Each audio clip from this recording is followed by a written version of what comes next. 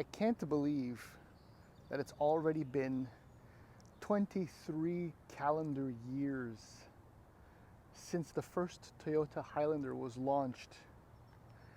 And I remember it quite well, in fact, because I test drove a brand new 2001 Toyota Highlander. And I recall thinking how boring it was. But you see, that was 23 calendar years ago. I've evolved quite a bit since then, though I still enjoy my small, lightweight cars. But now that I have a family in tow, I do appreciate having these three-row mid-size SUVs far more now than I may have back then when I was, just out dating. I don't know why I share these things with you. Maybe because I feel like at least one of you is kind of cares. Anyway, but the Toyota Highlander, though, certainly has evolved over its last four generations. And today it's become,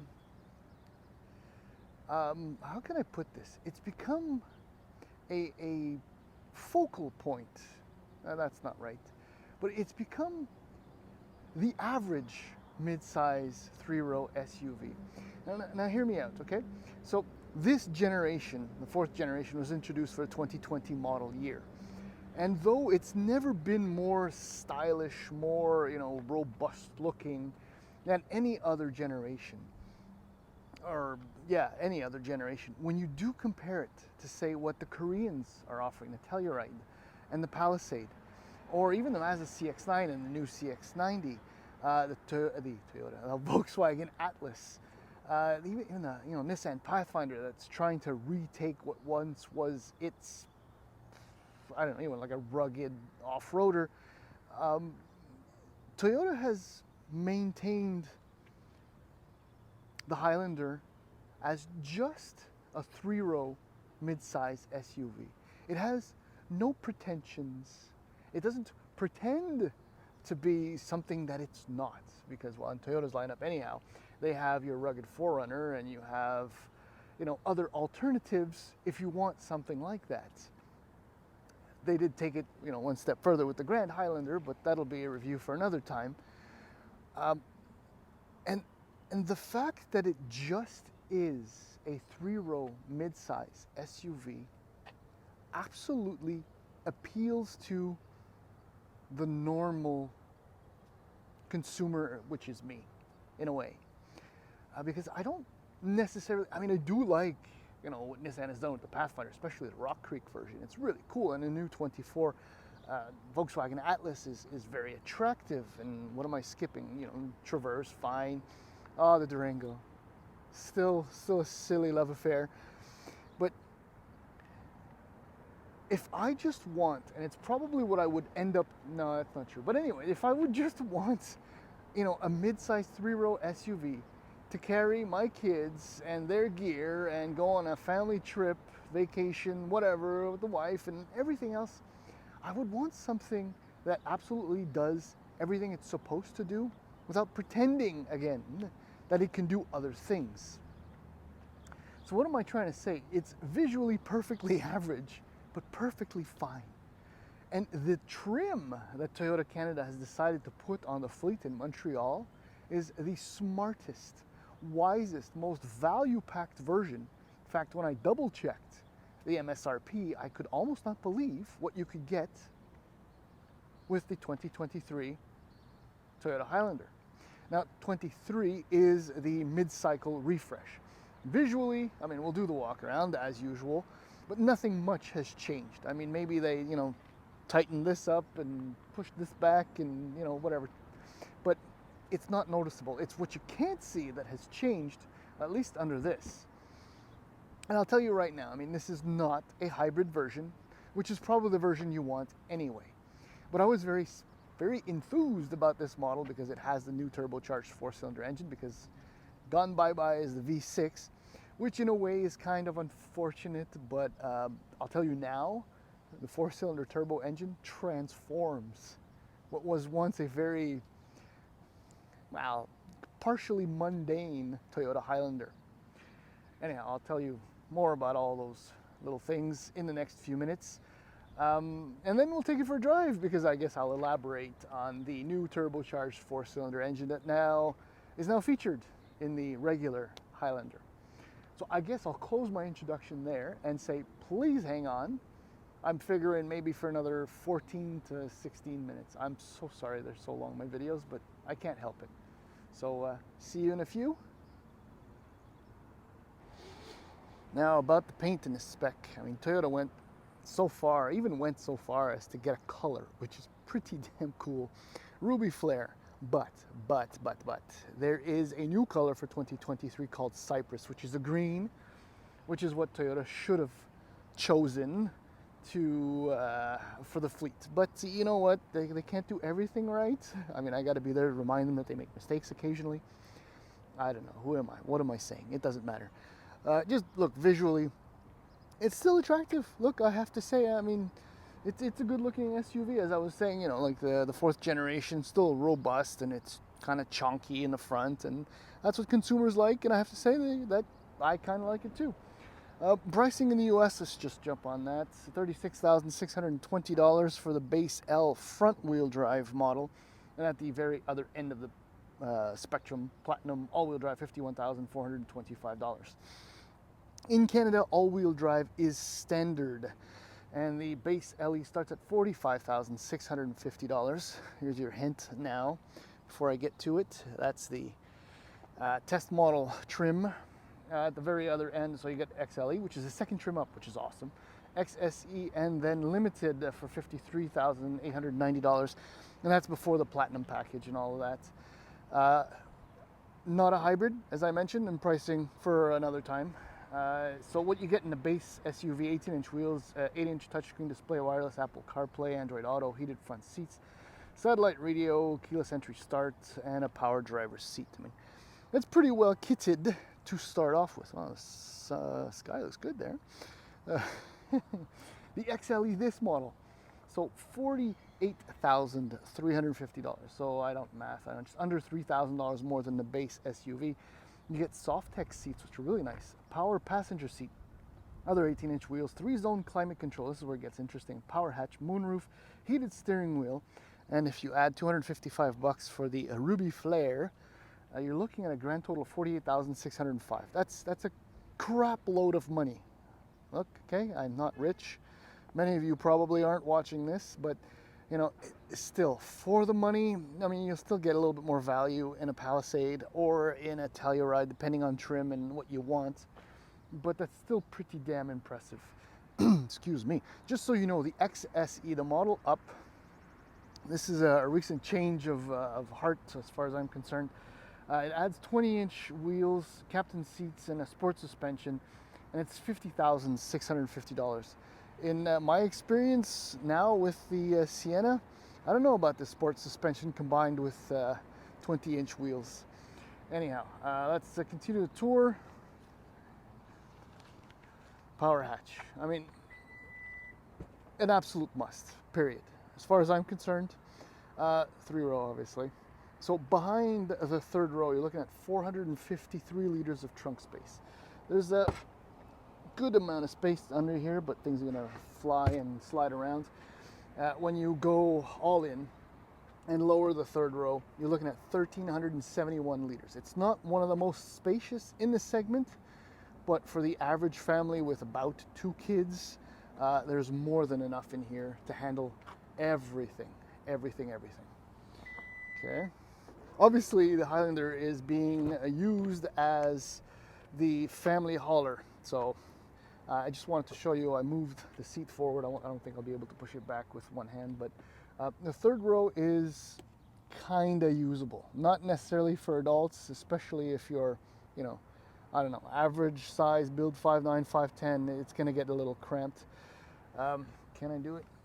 The handle, where is it? Yeah, oh yeah, I got it. There you go. But, you know, if you're not using it and you stole the third row, plenty of space. And because this is an 8-seater, there's actually a reasonable amount of room for, say, a good-sized teenager between the 2 baby seats, if you're in this case. Well, there are your rear climate controls, because it's a 3-zone when you step up to the XLE. And this this right here. That is just brilliance.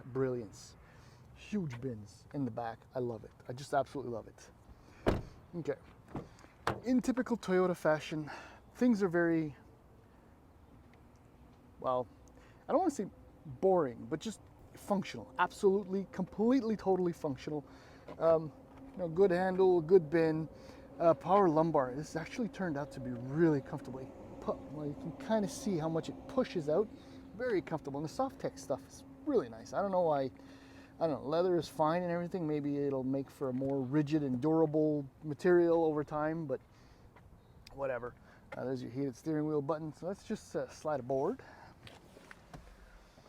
So in this, I'll start it up, semi-basic trim. So you got the 7-inch display, which is, you know what, it's perfect. You have your digital speed readout and a bunch of other information.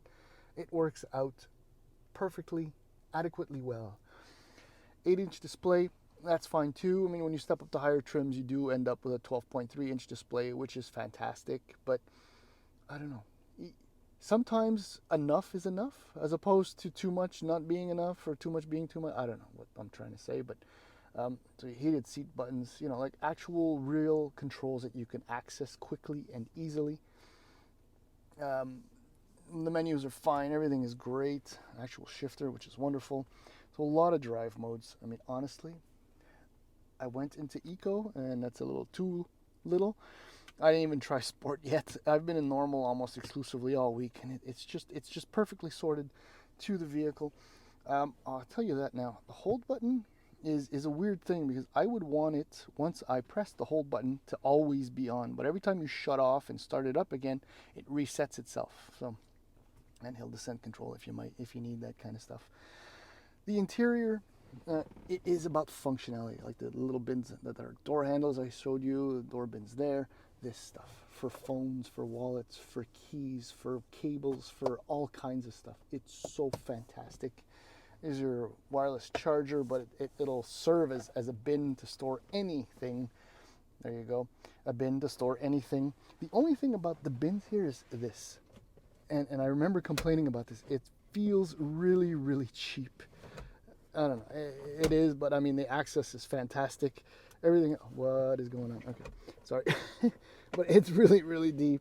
It works out superbly. It's just, I don't know, the latch needs to be a little bit more solid, and if your elbow gets caught in there, which has happened to me. All right, like I said, it's going to be long. Visibility is fantastic. You're obviously upright and high up, and then when you come around, look at that beautiful opening. And let's go for the transformation part now of the new 23 Highlander. All right, I feel the need to maybe elaborate a little bit more on the sports suspension for the XSE trim, well, in this case, Highlander and Sienna. This applies, based on my experience, on being in the greater Montreal area, where the stiffer and smaller sidewalls and the 20-inch tires, along with the slightly less forgiving suspension, makes for a ride that is, not that it's uncomfortable, but compared to what you get with the 18-inch wheels, in the case of the Highlander, and with the regular suspension, there's a comfort compromise that is, in my opinion, unnecessary, again, in the greater Montreal area. Now, if you live in California or out in BC, I don't know, where the roads are nicer and everything else is smoother, then it's probably not a bad idea. I mean, look, the fully independent suspension with the large 65 series tires and sidewalls, which is kind of nuts. I mean, I barely get to experience that anymore, not even on my own personal cars. Well, that is until I take out my 50-year-old Volkswagen. But anyway, yeah, ride comfort is just, it's fantastic. It's smooth, it's relatively quiet, it's just lovely. It's serene, like you would expect a Toyota Highlander to be. So that's that. Actually, I'll just throw in, you know, steering is okay, brakes are fine. Again, if you imagine what it's like to drive a Toyota Highlander, that's pretty much exactly what it is, with one caveat. Obviously, red light.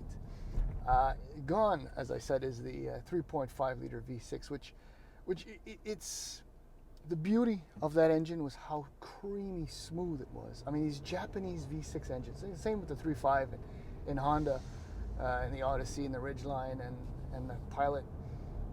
It's just wonderful, and it makes lovely noise too. But emissions being what they are, and all of that, I mean, replacing it with a turbocharged 4-cylinder engine sounds like a mistake, but it certainly is not when it comes to the Highlander, because this is a 2.4 liter 4-cylinder, and with the turbine turning, spooling, spinning, horsepower is now 265. Well, okay, so this is the weird thing. Quickly, in the US, it's 265 HP, 310 pound-feet of torque. In Canada, 264 HP, 309 pound-feet of torque. Does it make a difference? Absolutely not. Just saying. So that's 264 Canadian horsepower at 6,000 RPM and 309 Canadian pound-feet of torque between 1,700 and I believe 3,600 RPM. What that means is that when you put the hammer down, that's what? I think I just passed the Highlander actually. It is what? That's what that is what? It's going to be interesting because in a few weeks I should be driving the 24 Atlas that is now only available with the 2-liter turbo. Output has been bumped up, but I don't think it's going to feel this punchy. In fact, compared to Mazda's 2.5 liter 4-cylinder engine, this may have to do with the transmission as well. This is an 8-speed automatic, whereas in the CX-9, I haven't driven the CX-90 yet. It's a 6-speed, but this thing feels ridiculously fast, and it picks up. And thanks to this soft suspension tuning, I mean, the front end squats and the rear end squats and the front end lifts.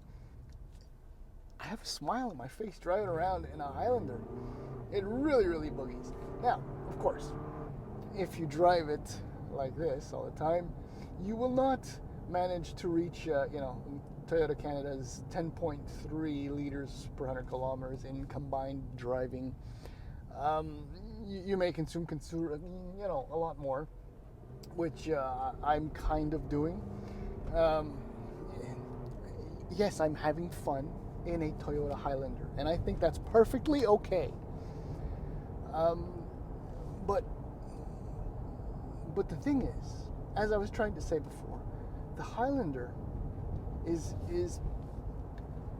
if you're not going to get a minivan because you think they're uncool, although they're far more utilitarian and far more family friendly than any SUV, and you want something that's just a nice SUV, more than likely, not 100% sure, more than likely going to be reliable and retain good resale value,